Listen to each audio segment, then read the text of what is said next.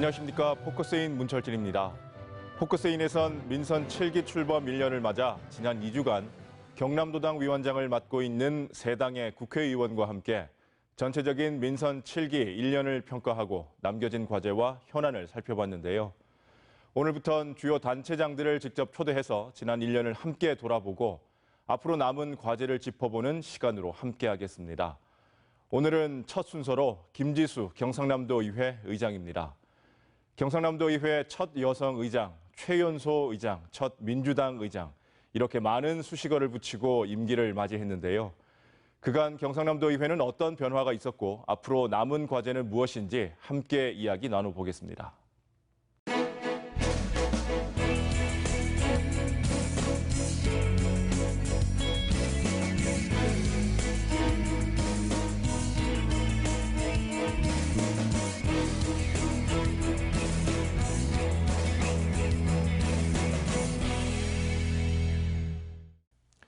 함께 하실 분들 소개드립니다. 김지수 경상남도의회 의장 나오셨습니다. 네, 반갑습니다. 이번 민선 7기 출범 1년 특별 대담 고정 패널로 두 분이 함께 하십니다. 먼저 더불어민주당 마산회원구 지역위원장을 맡고 있는 하귀남 변호사 함께합니다. 네, 반갑습니다. 자유한국당 경남도당 홍보위원장을 맡고 있는 최형두 경남대 초빙 교수도 함께합니다. 네, 안녕하십니까. 7월 1일자로 취임 1주년을 맞았습니다. 자, 의장님, 네. 취임 1주년을 맞은 소감부터 한번 들어보겠습니다. 벌써 1주년이네요. 예, 세월이 참 빠른데요. 예, 포커스인 시청자 여러분 반갑습니다. 저는 경남도의회 의장 김지수입니다. 작년 6.13 지방선거를 통해서 경남도 의회에 많은 변화가 있었는데요. 우리 앞서 앵커께서도 말씀하신 것처럼 66년 의회 역사상 처음으로 민주당이 다수당이 된 의회였고요. 그리고 양당의 원내 교섭단체가 탄생을 했고요. 더해서 초선 의원이 다수를 이루는 그런 역동적인 의회가 만들어졌습니다. 1년 동안 활동에 대해서 많이 걱정들 하셨을 거라고 생각하는데요.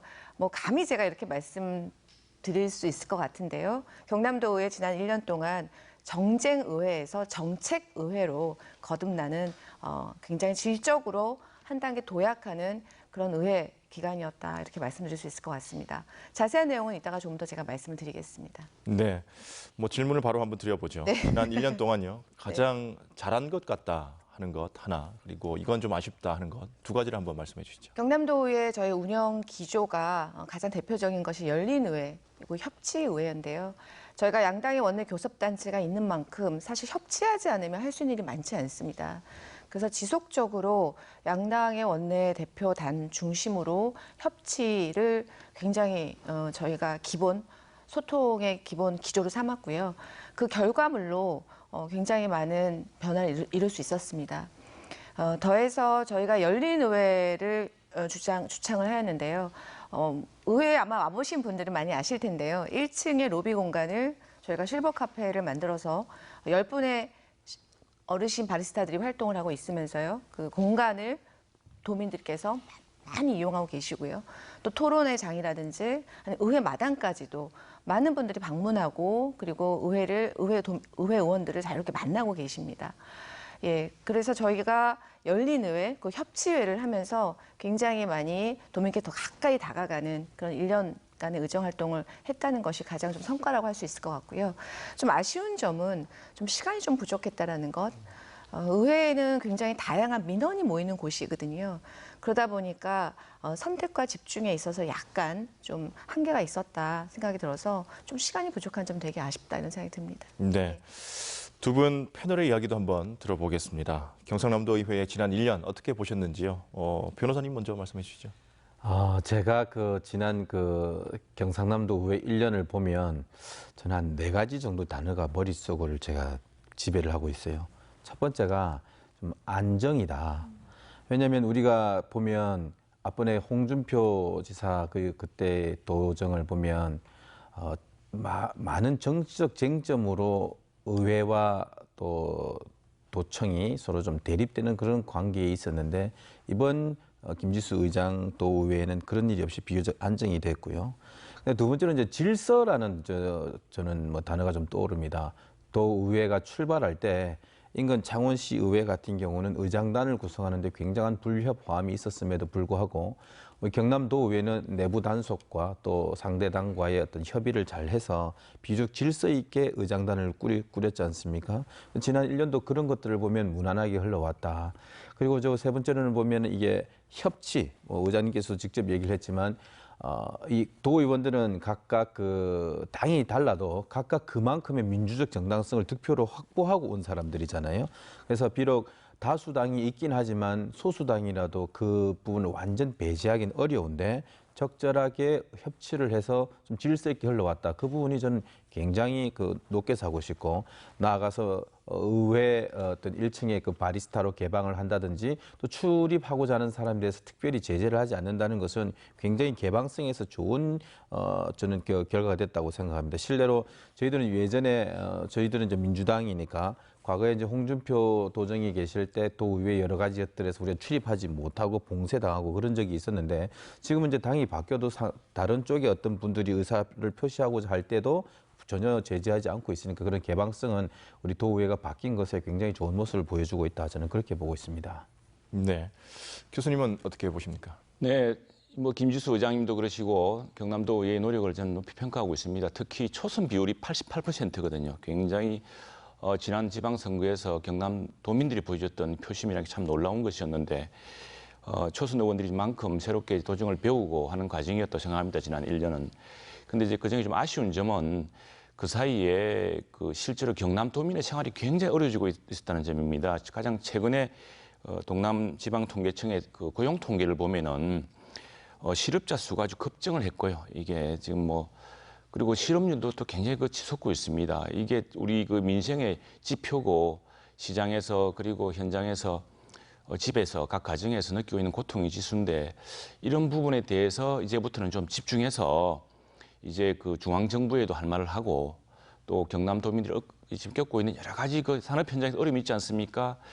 지금 당장 5월부터만 하더라도 이제 6월부터 되면은 그 경남의 그 발전 산업들, 그러니까 두산중공을 비롯한 협력업체들의 납품이 다 끊긴다고 합니다. 납품 절벽이면은 그동안 위기다 말만 해왔다가 지금은부터는 이제 정말 위기에 처하게 되는 것이거든요. 그래서 여기에 대해서는 이미 여당의 민주당의 중앙당 중진들도 어떤 의견을 내고 있습니다. 그렇다고 한다면은 김주수 의장님과 민주당 지금 경남도의회 압도적 여당 아닙니까? 이 여당에서도 좀 합리적 의견을 내어서 지역 곳곳에 좀 고통을 좀 해소했으면 좋겠습니다. 네. 지난 6.13 지방선거에서 더불어민주당이 도의회 제1당이 됐습니다. 집행부도 같은 정당 소속 김경수 도지사가 당선이 됐고요. 자, 이런 점에서 같은 정당 소속이라서 의회 본연의 기능인 집행부에 대한 견제와 감시 좀 미흡하지 않았을까 하는 우려 섞인 목소리도 있습니다. 의장님, 우선 견제와 감시 기능 충분했다고 보십니까? 견제와 감시를 하는 것이 반드시 적대적 관계를 의미하는 건 아니죠. 그래서 저희가 중앙에서 보면 입법과 사법과 행정이 분립이 되어 있고 특히 지방정부에서는 행정과 입법이 분리가 되어 있는데요. 권력을 분립하는 이유는 특정 권력이 권력을 독점하거나 남용하는 것을 방지하기 위해서인 거죠. 그래서 비판과 견제는 저희가 성과를 보여주면 되는 거라고 생각하는데요. 지난 저희가 1년 경남도 의회의 5분 발언 횟수라든지 도정 질문, 조례 발의 건수, 그리고 행정사무감사에 저희가 시정 명령을 건의한 것들 이런 것들을 보면 앞서 의회보다 절대적으로 평균이 높습니다. 예. 그래서 비판과 견제는 충분했다. 다만 양쪽으로는 굉장히 많이 충분했는데 그것이 질적으로 완성도가 좀 높은 비판과 견제였냐라는 측면에 있어서는 저희가 조금 내부적으로 검토해 봤을 때 부족한 점이 없지 않아 있다. 그래서 앞으로 남은 기간 3년 동안 조금 더 저희가 비판과 견제하는 데 있어서의 이 질적인 완성도를 높이기 위해서 조금 더 많은 기능들을 보강할 예정에 있습니다. 네. 예. 자, 두 분 패널의 의견도 한번 들어보겠습니다. 변호사님 어떻게 보십니까? 예, 저도 비슷한 생각인데 정치적 쟁점 대립이 비교적 적은 그 빈 공간에 의회 본연의 견제 또는 개선 그 활동 의정 활동의 영역이 굉장히 활발해졌다. 의장님도 말씀하셨듯이 600건이 넘는 시정 건의 어떤 지적 이런 실적을 갖고 있거든요. 또 보면 초선 의원들이 다수여가지고 굉장히 그 바닥에서 현장 주민들의 목소리를 들려고 노력을 많이 합니다. 젊은 의원들도 많고. 그래서 그런 것들이 견제하고 균형하는 데 있어서 본연의 활동에 좀 더 충실할 수 있었다라는 점에서 저는 오히려 더 높은 점수를 주고 싶고, 다만 이제 같은 당이라고 해도 의회 본연은 거수기가 되어서는 안 되기 때문에 만에 하나 이렇게 방향이 다른 부분에 대해서는 지금도 잘하고 있습니다만은 정치적인 비난의 목소리가 아닌 어떤 정책과 토론의 목소리를 잘 해주셔야 되겠다. 과거에 보면 홍준표 도지사하고 뭐 지금 국회의원이 되신 여영국 그때 당시 도의원은 서로 어떤 감정적 비난, 뭐 개가지주도 간다, 뭐 이런 어떤 정치적 감정적 비난에서 다른 의정 활동들이 다 묻혀버리는 그런 안 좋은 선례가 있었는데, 이번 도의회는 그런 것이 없이 의회 본연의 활동에 충실히 하고 있고, 앞으로는 좀 더 거수기 되지 않도록 스스로를 제어해야 된다, 그렇게 보고 있습니다. 네. 교수님 생각은 어떠십니까? 네, 그렇습니다. 뭐 하기남 변호사님도 말씀 잘 하셨고, 지금 의회는 지난 의회 시대를 한번 돌이켜봐야 됩니다. 지난 의회 시기에 당시 야당이었던 민주당이 여당이었던 자유한국당을 어떻게 비판했는지, 그걸 항상 거울로 살펴봐야 될 것 같고요. 또 하나 지금 이제 이게 뭐 의회 이야기는 아닙니다만, 우리 의회는 결국 집행부, 즉 경남도청도를 견제하고 또 조정을 이끌어내기 위해서 존재하는 것 아니겠습니까? 그런데 아쉽게도 지금 뭐 김경수 도지사가 뭐 민주주의에 관한 근본적인 문제, 온라인 이런 조작 사건으로 지금 재판을 받고 있어서 그럴 수도 있겠습니다만, 그 도지사에 대한 업무 평가에서 9개 도지사 중에서 꼴찌를 했습니다. 최근 리얼미티 여론조사에서 언론에 다 보도가 됐습니다만, 그리고 전국 시도지사를 다 보더라도 하위권이었는데, 이게 이제 이렇게 한다면은 경남도의회, 특히나 지금 아주 그 민주당의 압도적 다수 과반수로 지금 차지하고 있는데, 도정을 좀 더 책임 있게 이끌어서야 된다고 생각을 합니다. 그래서 아까도 말씀드렸다시피 지금 경남 산업위기 지역이 곳곳에 있고요. 고용위기 지역도 많습니다. 굉장히 여러 가지 어려움을 겪고 있는데, 이 부분은 뭐 도지사가 지금 재판 중이어서 사실 신경 쓰기도 어렵고 하는 측면이 있을 수가 있죠. 그렇다고 한다면은 오히려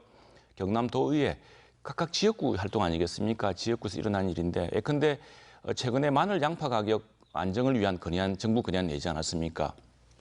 이제 이 농촌 지역의 의견은 잘 반영되고 있는 셈인데, 도시 지역에 지금 서민들이 겪고 있는 중소상공인들, 영세상인들이 겪고 있는 문제들, 예컨대 급격한 최저임금제 인상이라든가 주 52시간 도입이라든가, 아까 말씀드렸다시피 우리 창원의 주력 산업에 대한 갑작스런 탈원전 정책 같은 것으로 인한 폐해라든가 하는 이런 것들을 좀 골고루 반영해서 이미 중앙정부의 여당에서 나오고 있는 여론을 바로 지금 도민들이 겪고 있는 고통인데, 그 고통을 왜 제대로 대변해서 이런 정책의 변화, 정책의 좀 점진적인 적응, 이걸 이끌어내지 못하는지 아쉽습니다. 그래서 다시 한번 말씀드리지만, 지금 민주당이 압도적 여당인 만큼 숫자상으로 그 과거의 정당 여당과 도지사와의 관계에서 빚어졌던 그런 문제들을 항상 비판했던 점을 그걸로 삼고 도정을 견인한다는 역할을, 본인의 역할을 좀 강화해 주길 바랍니다.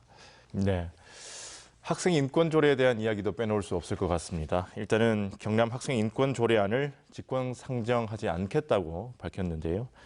의장님 입장부터 한번 들어보겠습니다. 인권은 누구의 인권이든 존중받아야 되죠. 더군다나 학생 인권은 어떻게 보면 이제 미성년자의 인권이기 때문에 더욱더 존중받아야 된다는 거에 대해서는 뭐 이견이 없습니다. 그러나 학생 인권 조례가 자치 법규로 법령의 테두리 안에 들어오는 문제에 대해서는 저희가 법률적 검토를 해야 되는 거고요. 이런 법률적 검토를 토대로 했을 때 비록 우리 아까 교수님 자꾸 다 압도적이라 말씀하시는데, 지금 경남도 의회 의원의 구성은 약 한 60% 대 40%입니다. 저희 민주당이 한 60%가 되고요. 한국당이 한 40%가 되는데, 법률적 검토는 저희가 의회 내에서 충분히 저희가 이렇게 했고요. 그 법률적 검토를 토대로 해서 교육위원회에서 부결이 됐던 거거든요.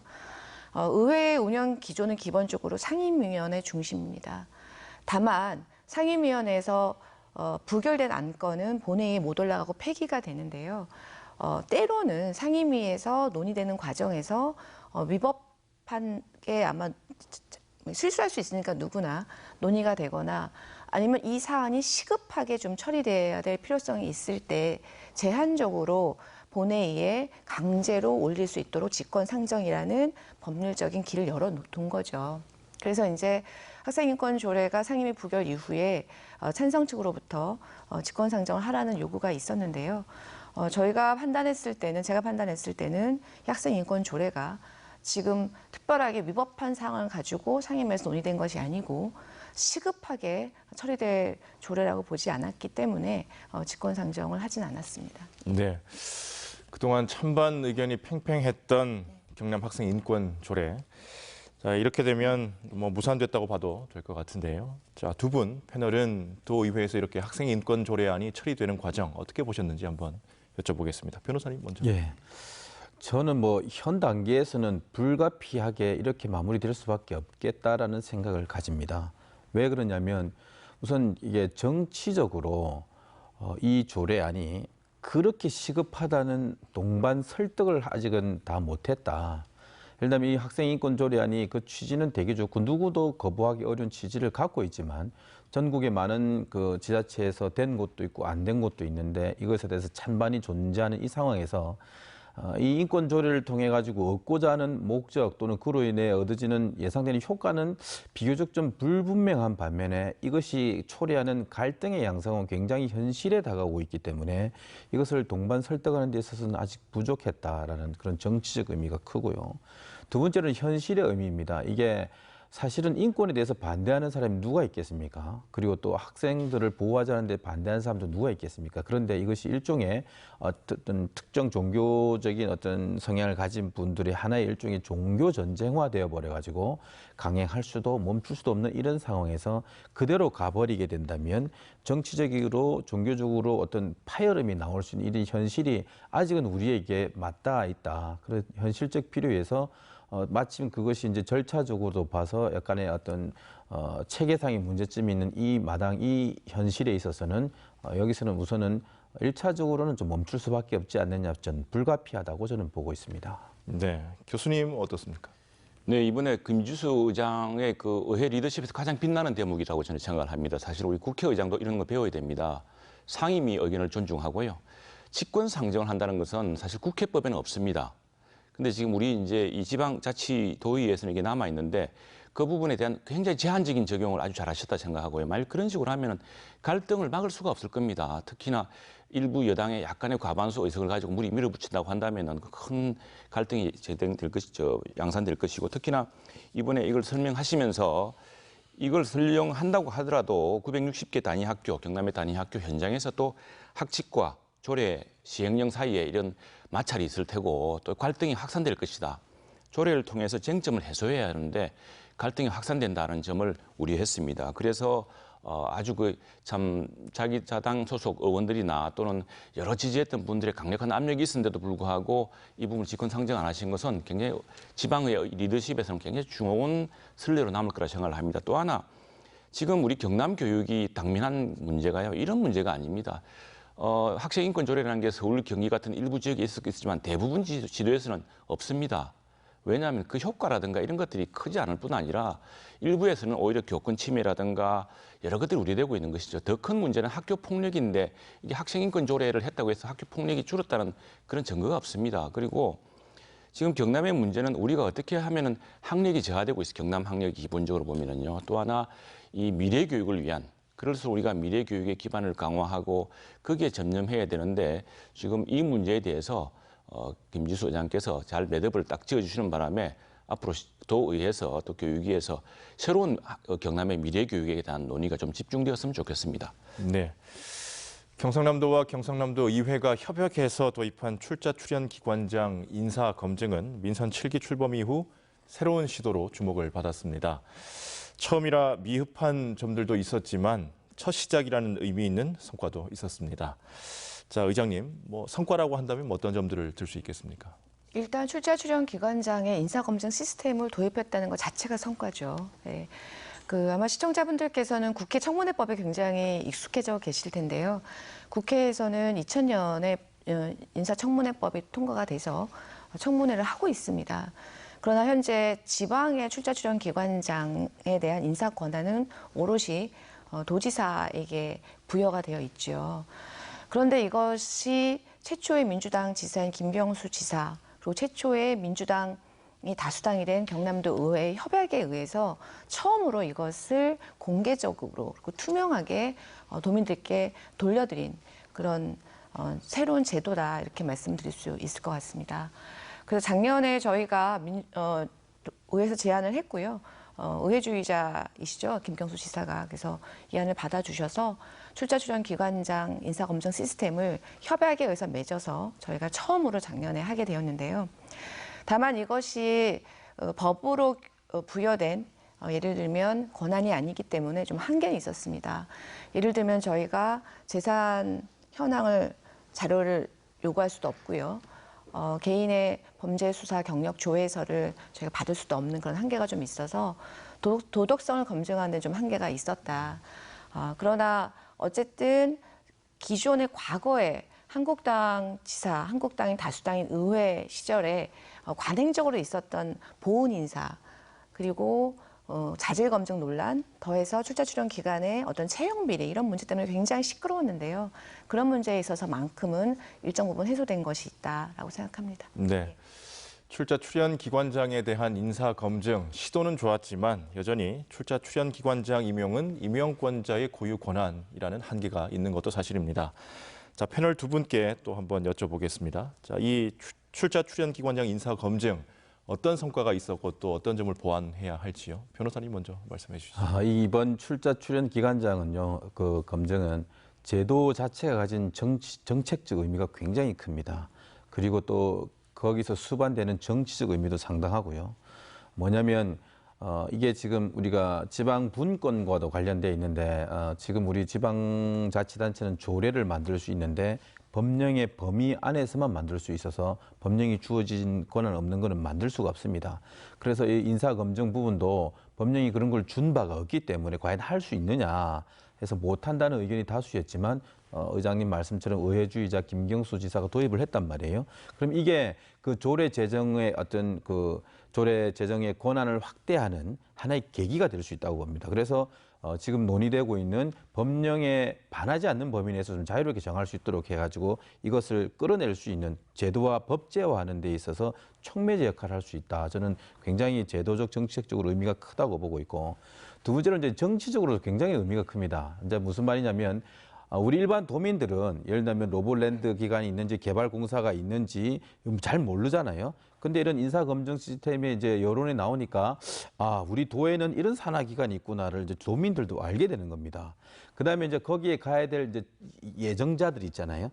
잠재적 주자들 이 사람들도 이제 자기 스스로를 관리를 하게 됩니다. 이때까지는 도지사가 그냥 꼽아면 되기 때문에 그냥 크게 도지사만 바라보면 되고 그렇지만 이제는 의회 의원들 그리고 도민들을 직접 바라봐야 되기 때문에 스스로 관리를 하게 되고 그다음에 이제 도지사나 그 앞으로 예비 그 어떤 주자들이 공신들을 챙겨야 되잖아요.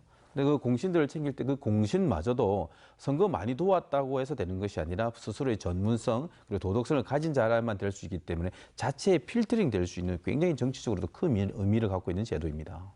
네, 교수님은 어떤 생각이신지요? 네, 사실 우리 지금 청문회 제도가 여러 가지 문제를 앓고 있지 않습니까? 지금 그 지방의회에서는 아직 그 뭐 재산 조회라든가 범죄수사 경력 조회 같은 걸 받을 수가 없습니다만 뭐 중앙에서도 굉장히 이런 문제가 지금 그걸 다 밝혀놓고도 그게 문제가 됐는데도 그냥 임명이 강행되는 사례가 있었습니다. 이런 게 점차적으로 개선돼야 될 텐데 그래서 지금 이번에 이제 인사 검증을 하면서 경남도 의회가 느꼈던 한계 있지 않습니까? 이 한계 이 부분을 그 국회를 통해서 지방의회도 이런 그 강제성이 부여되도록 이렇게 고쳐야 될 것 같습니다. 지금 여기에 대해서는 아마 경남도 의회가 제출하고 하면은 상당히 다른 도의회 그 선례 모범이 될 테고 또 국회에서도 이 문제는 이제 외면하기 어려울 겁니다. 덧붙여서 한 말씀 드리면은 이번에 이제 인사 그 사람을 등용할 때 이제 그 문제를 썼습니다만 중간 평가도 좀 자주 했으면 좋겠습니다. 당장 지역 언론에 보면은 엊그저께 신문에 보면은 이 경남의 지방 공기업들이 그 정부의 경영 평가에서 최하위 등급을 받은 곳이 일부 있습니다. 이런 지역의 기관장 같은 경우는 도의회에서 중간에 한번 이 책임, 이 평가의 책임 그리고 실제로 그게 어떻게 된 것인지 이 연유를 따지고 해서 그렇게 하면서 서로 처음에 인사 검증을 통해서 못 걸렸다 하더라도 실제 그 경영 평가를 통해서 이제 한번 일단 그 새로운 기관장이 가고 나면 벌써 평가가 나오지 않습니까? 뭐 시끄럽거나 또는 뭐 또 여러 가지 또 불미스러운 일이 생기거나 하면은 바로 그걸 중간중간에 견제할 수 있는 그런 장치도 좀 보완을 했으면 합니다. 네. 이번 경상남도 의회에는 유독 초선 의원들이 많았습니다. 그래서 처음에 우려들도 있었는데요. 공부하는 의회를 만들겠다는 이야기도 많이 했습니다. 의장님, 공부하는 분위기 좀 만들어졌습니까?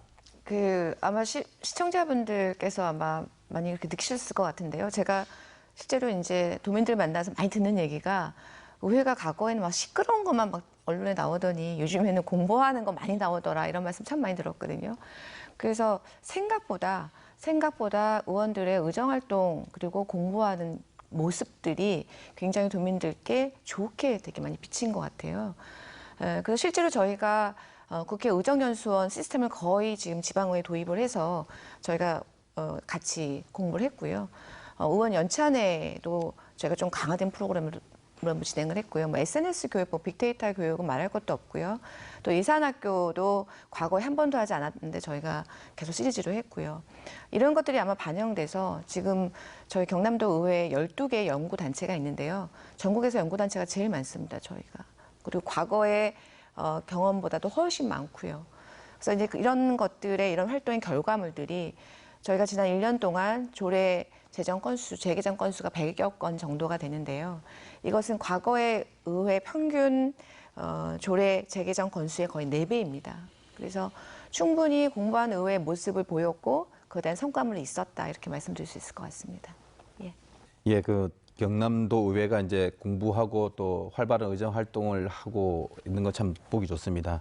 근데 그 중에서도 최근에 특히 이제 주목되는 것이 이제 네이버가 지역 언론을 그 홈페이지 화면에 노출을 시키지 않아서 지역 언론이 거의 네이버를 통해서 어떤 소식을 전할 길이 막혀 있는데 이것에 대해서 네이버의 지역 언론 배제 중단 촉구 결의안을 경남도 의회에서 결의를 했습니다. 아주 의미 있는 그 어떤 결의안이라고 보는데 이렇게 어떤 이거를 채택하게 된 그 과정이나 그 의미에 대해서 좀 설명을 좀 부탁드립니다. 지금 스마트폰이 굉장히 활성화되면서 지금 통계에 의하면요. 전 국민의 한 90% 정도가 미디어를 통해서 뉴스 정보를 취득을 합니다. 근데 그럼에도 불구하고 이 뉴스 서비스 사업자죠, 네이버가요. 네이버가 뉴스를 선택하게 되어 있는 그 옵션 자체에 아예 지역을 다 배제했습니다. 지역 언론을. 그 얘기는 뭐냐면 그러니까 그 미디어 환경을 통한 여론 조성에 있어서 지역의 뉴스는 하나도 반영이 되지 않는 거죠. 이런 것 때문에 지금 언론 노조를 포함해서 저희가 대거 지역 도의회까지 해서요.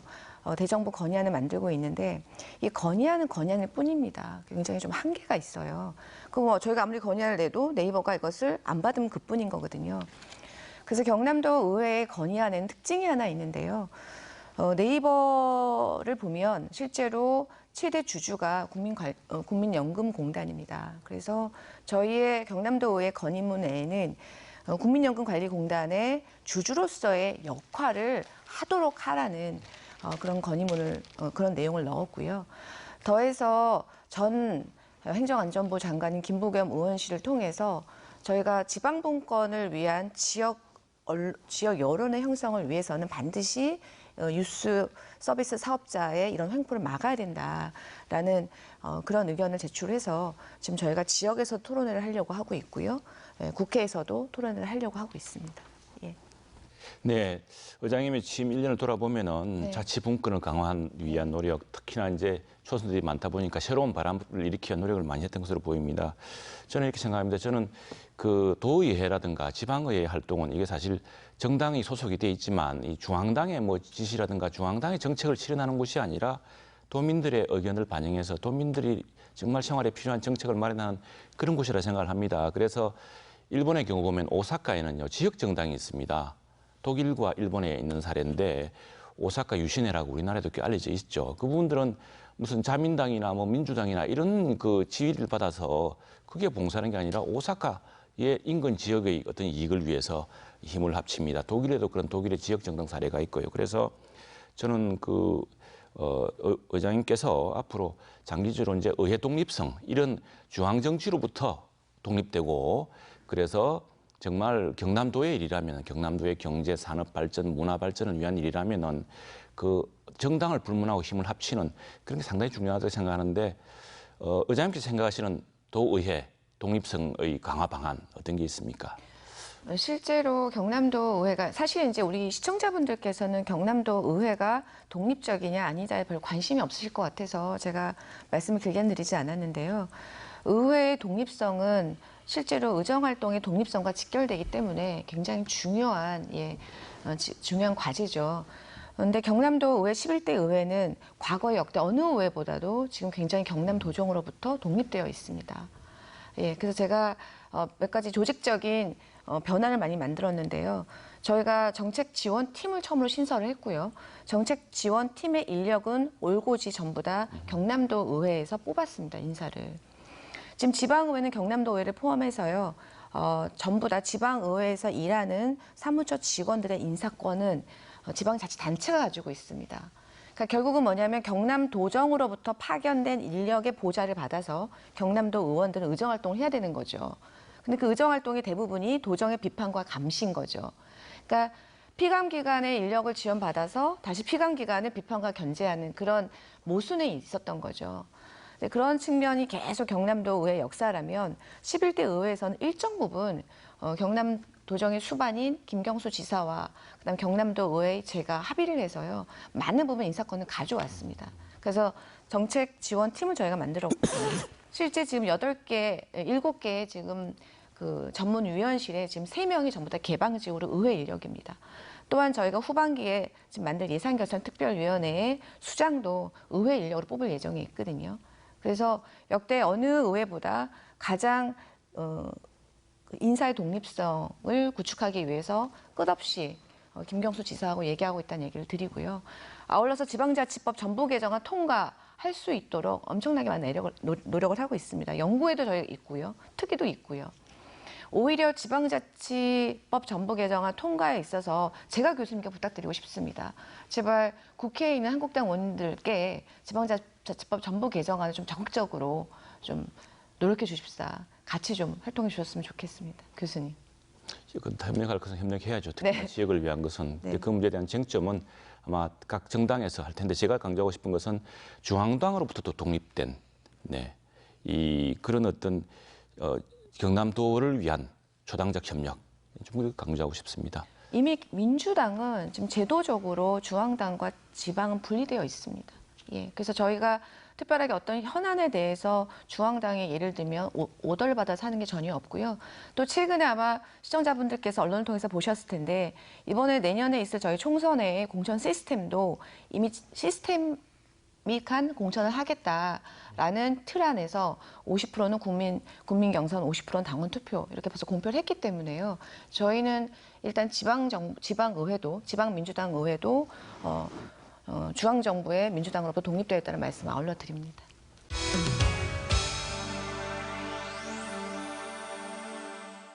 이번에는 지역 현안에 대해서 이야기를 나눠보겠습니다. 아무래도 경제 이야기가 가장 우선순위가 될 것 같습니다.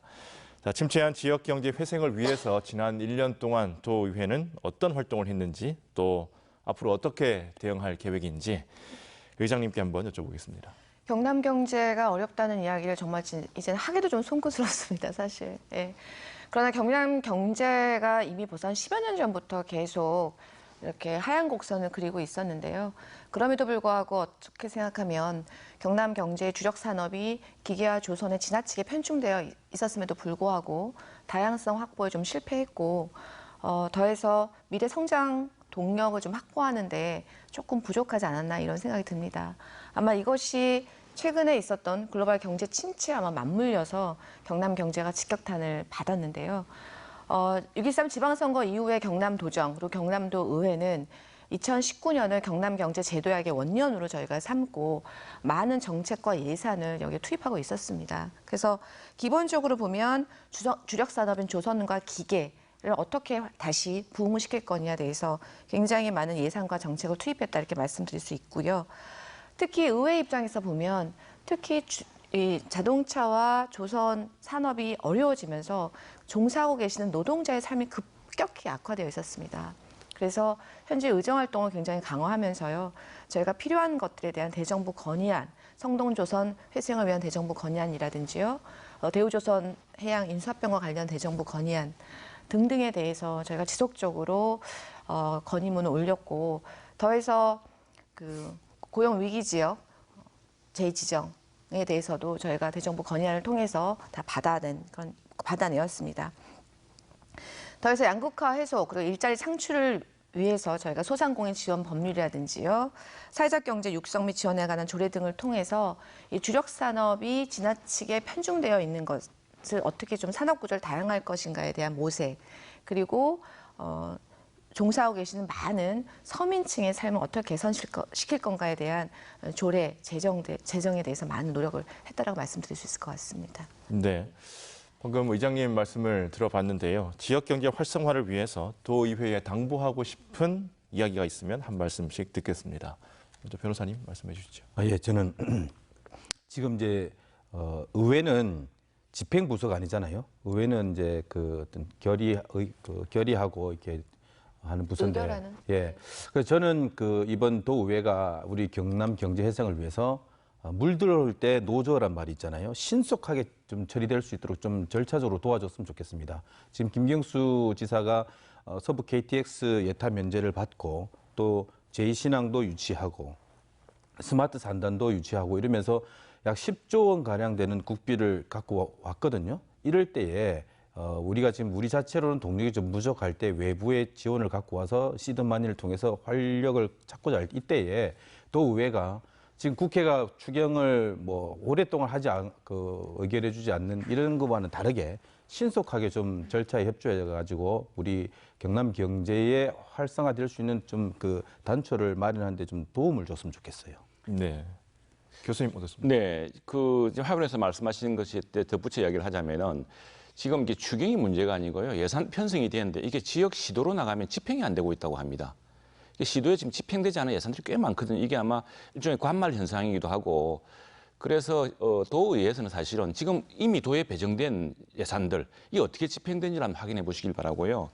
또 하나 문제는 이제 스마트 산단이라든가 이것들이 상당히 우리 도의회에서 좀 더 주의 깊게 살펴봐야 될 것은 이건 일종의 플랫폼입니다. 이게 공장이 좀 더 그러니까 클라우드 베이스로 이렇게 스마트 공장이 되면서 부품의 여러 가지 양산을 도울 뿐 아니라 오류라든가 그래서 불량률을 낮추고 이제 환경을 쾌적하게 하는 거거든요. 그런데 그렇게 공장의 플랫폼을 바꿨다고 해서 갑자기 공장이 잘 돌아가는 게 아닙니다. 이게 무슨 이야기인가 하면은 공장에 이게 수주가 들어와야죠.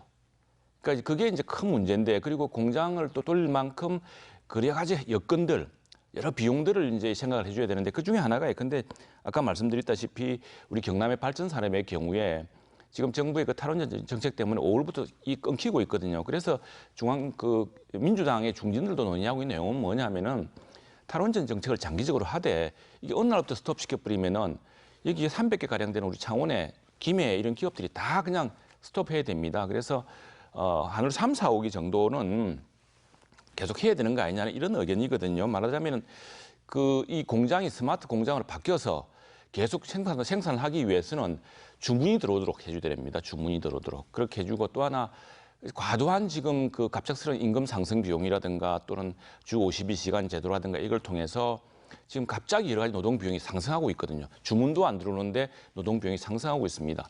이런 부분은 이미 제가 왜 말씀드리냐면은 민주당의 중앙당에 심지어 박영선 중기장관도 이야기를 하고 있습니다. 그래서 지역별 산업별로 어떤 최저임금 속도 조절이라든가 동결이라든가 또 주 52시간제 좀 더 탄력적 적용이라든가 이런 것들이 이야기되고 있기 때문에 저는 도의회가 도에서 이야기하는 또 정부에서 이야기하는 스마트 산단이 되면 다 해결된다는 그런 착시 현상에 머물지 마시고요.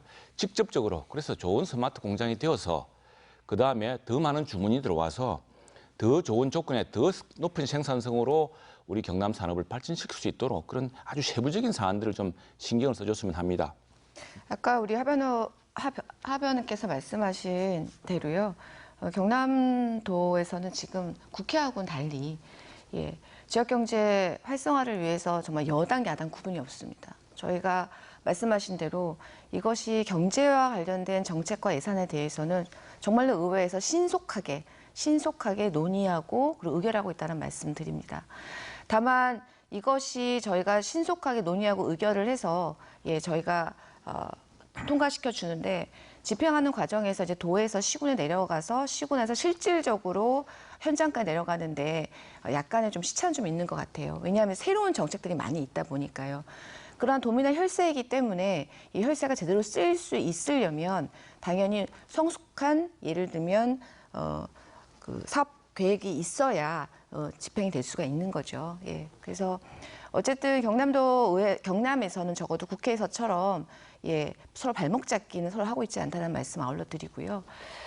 지금 이제 의회에서 할 수 있는 좀 제안을 좀 해주셨으면 좋겠다. 의회에서 할 수 있는 다 하겠습니다. 지금 뭐 주 52시간 문제와 탈원전 정책, 정확하게 얘기하면 탈원전 정책이 아니고요. 에너지 전환 정책이죠. 예. 이 에너지 전환 정책과 주 52시간 문제, 이 문제에 대해서 지금 지속적으로 말씀하시는데 경남도에서 할 수 있는 일이 그렇게 많지는 않습니다. 그거 관련해서. 다만 저희가 지역에서 지금 교수님이 들으시는 거와 유사한 얘기를 저희도 많이 듣기 때문에 이런 의견들을 모아서 중앙에 전달을 하고 있고요. 그 결과물로 지금 주 52시간 문제 아니면 최저임금 문제, 에너지 전환 정책에 대한 문제에 대한 속도 조절 이야기가 나오고 있다는 말씀을 아울러 드립니다. 예. 네, 서부 경남 KTX 예비 타당성 조사가 면제되면서 수건 사업이 해결이 됐는데요. 하지만 또 다른 갈등이 일고 있습니다. 지역 간의 역사 유치 갈등이 벌어지고 있는데요. 특히 도의원들은 각자 지역구의 문제라서 더 예민할 수밖에 없을 것 같습니다. 자, 의장님 이 부분 어떻게 보십니까? 예, 서부 경남 KTX, 우리로 보면 서부 경남 KTX고요. 중앙으로 보면 남부 내륙 고속철도죠. 네. 50년 수건 사업이었습니다. 말씀하신 대로. 당연히 역사 유치에 경쟁이 없을 수가 없는 거죠. 예. 이 KTX 역사가 들어오면 인근 상권이 발달하는데 어떤 지자체가 가만히 있겠습니까? 저는 이것은 굉장히 자연스러운 현상이다 이렇게 말씀을 드리고 싶고요. 지금 현재 기재부에서 적정성 검토 중에 있습니다. 그리고 아마 적정성 검토 이후에 국토부에서 기본계획을 수립하는 과정에 있어서 선로 하고 역사가 결정이 될 텐데요. 지금 경남도에서 가장 지금 중앙부처에 제안하고 있는 것은 첫 번째가 복선입니다. 복선. 적어도 경북 김천에서 경남 진주까지는 복선으로 해줘라. 그래야 안전하다. 그리고 두 번째는 물류 수송이 가능하다라는 거고요. 이렇게 했을 때는 처음부터 복선을 깔게 되면 현재 예산의 1.3배가 드는데 나중에 추가할 경우에는 거의 올 곳이 2배가 들기 때문에 지금 해달라는 게 저희 공식적인 첫 번째 요구 상황이고요. 이후에 아마 국토부에서 기본계획을 수립하는 과정에 있어서 아마 역사의 대략적인 틀이 나올 텐데요. 이것은 주민 의견이 반영이 됩니다. 그리고 운행 속도, 역 간의 간격이라든지 전문가 의견을 수렴을 해서 역사가 만들어질 거고요. 다만 경남에서는 이렇게 국토부의 역사가 기본계획에 수립이 되면 그 역사를 중심으로 경남의 광역교통망을 어떻게 해야 주변인의 접근성을 좀 용이하게 할 것인가에 대한 그런 그랜드 계획이죠. 완전히 정말 거대 계획을 함께 세우는데 최선을 다할 수 있도록 하겠습니다. 네, 대우조선해양 매각 문제도 발등에 떨어진 불입니다. 자, 대우조선해양의 인수합병 노조 반발로 지금 진통을 겪고 있는데요. 자, 대우조선해양 매각이 경남에 미칠 영향도 상당합니다. 그만큼 후속 대책들이 필요할 것 같은데요. 의장님, 어떤 대책이 좀 있으면 좋겠습니까? 대우조선해양 매각과 관련해서 아마 특히 거제 중심으로 많은 우려가 있는 것이 사실입니다. 그래서 저희 경남도 의회에서도 대우조선해양 매각과 관련해서 대정부 건의안을 채택을 했는데요. 이제 핵심은 그거죠. 예, 고용 안정, 그리고 협력업체의 물량을 유지하는 것, 그 문제인데 그것은 지금 현재 지난 현대중공업과 산업은행 공동 발표문에 들어가 있습니다. 그래서 자율경영 체제를 보장할 것이고 그리고 근로자 고용 안정을 약속했고요. 협력업체 및 부품업체의 거래선 유지를 보장하겠다라는 게 입장이고요. 이것은 거래 종결 시까지 필요하면 필요 절차를 신속하게 계속 유지하겠다라는 게 입장입니다. 그래서 이미 조선산업 상생발전협의체가 중앙에 구성이 되어 있고요. 저희 경남도에서도 7월 11일에 경남민간협의회가 발족이 되었습니다. 그래서 도민들께서 우려하시는 그 내용도 저희가 잘 알고 있기 때문에 특히 경남도 의회에서는 안정적인 고용 안정으로 협력업체 물량 유지를 위해서 지속적으로 감시하겠다는 약속을 드리겠습니다. 예. 오늘 긴 시간 여러 가지 이야기 나눠봤는데요. 두 분 패널께서 앞으로 이런 도의회를 만들어 달라는 당부 말씀 한마디씩 해주시면 좋겠습니다. 먼저 변호사님. 예, 저는 계속 드릴 말씀입니다만 도의회가 집행부가 우리 경제 활성화를 위한 정책을 신속하게 추진할 수 있도록 이것이 불협화음 없이 뒷받침할 수 있는 그런 도의회가 되었으면 좋겠습니다. 왜냐하면 도의회는 민주당만 있는 것이 아니라 한국당도 계시고 또 그분들도 그 나름의 민주적 정당성을 갖고 있는 분이기 때문에 그들과 굉장히 소통을 잘 해가지고 좀 신속히 나아가야 될 때 발목이 잡히지 않도록 내부 정리를 좀 잘해주시는 그런 협치와 존중의 도의회가 되었으면 좋겠습니다. 네, 변호사님 말씀 드렸고요. 네. 교수님 당부 말씀 부탁드립니다. 네, 의장님께서 이번 의회를 정책의회로 만들겠다는 점 참 높이 사고 싶습니다. 그래서 정말 정책을 좀 앞장서 제출해 주시고 아무래도 공무원들 이 정부를 좀 넣습니다. 예산이 부족해야 되고 오히려 창의성은 도의회에서 나온다고 생각하는데 근데 마지막에 우리가 지금 대우 조선해양 이 문제 참 심각합니다. 이게 지금 막상 본격적인 작업에 들어가면 참 어쩔 수 없는 일들도 생기게 될 겁니다. 국비를 더 이상 막 지원할 수도 없는 상황이고요. 그럴 경우에 지금 우리 전반적으로 조선 산업이 경남 지역에 참 많고 어렵지 않습니까? 그게 좀 미래적인 거예요. 근데 제가 어제 우전신문을 보니까 2025년인가요? 일본 오사카에서는 엑스포를 유치했답니다. 막 그 지역 경기를 살리기 위한 것이죠. 물론 여수 엑스포처럼 이게 엑스포를 유치하기 쉽지는 않습니다. 그러나 여수 엑스포처럼 비공인 엑스포를 하면은 국비 지원과 함께 도비 각 시비해서 매칭해서 새로운 산업을 만들 수 있거든요. 그래서 가칭 미래 해양 조선 산업 엑스포라든가 이렇게 해서 지금 구조조정 과정에서 불가피하게 혹시 나올 수 있는 인력들 또 중소 우리 조선사들의 문제들 그리고 또 두산중공업의 경우만 하더라도 담수화 기술 같은 게 있습니다. 해양 기술의 또 선두주자입니다. 이런 기술을 가지고 예컨대 마산에 19만 평이 되는 인공섬이 좀 있습니다. 거기에 거제도 가깝고 또 우리 진해도 가깝고 하니까 여기에서 외국 사람들이 와서 얼마 전에 삼성중공업이 세계 최대의 배를 만들었다고 또 보도자를 내지 않았습니까?